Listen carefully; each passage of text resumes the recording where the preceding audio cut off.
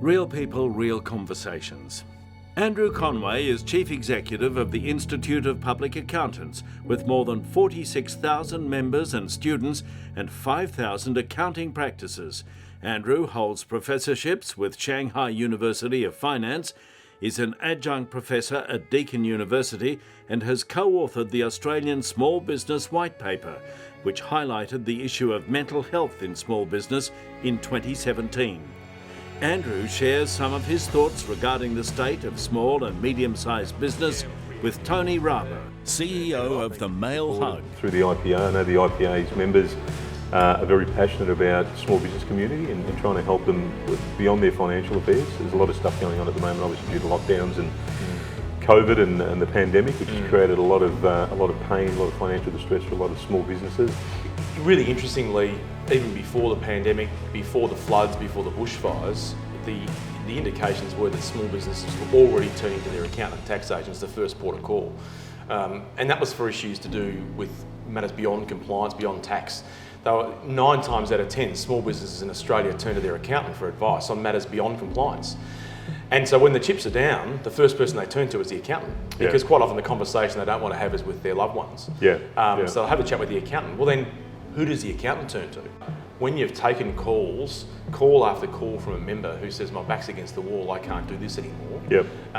These are very visceral, very real experiences. I mean, I have lost count of the number of times I've been at an event where we've spoken about these issues to do with mental health and wellbeing, and the members turn around and say, yep, here's my story. Everyone's got a story.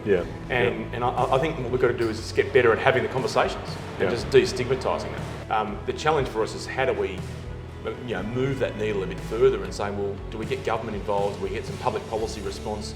And government's been very keen to have the conversation, and we've made some good inroads there. And I think the sad reality is that the issue of mental health, for professionals, for small business clients, or for the community in general, has always been there.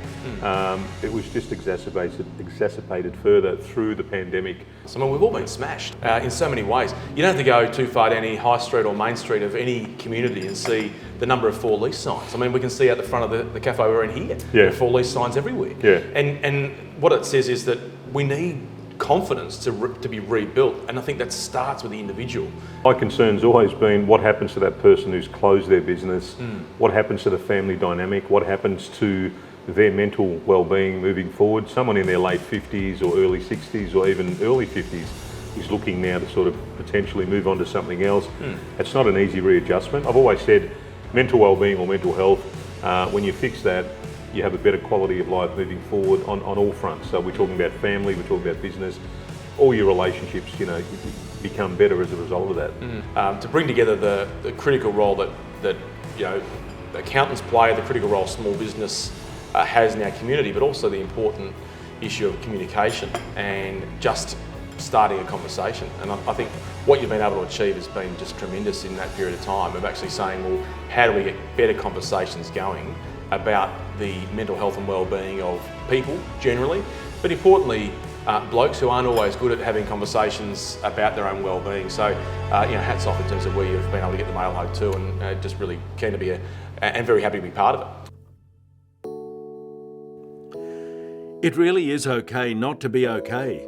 So if you're feeling overwhelmed and need someone to talk to, the Male Hug can connect you with a buddy who can help.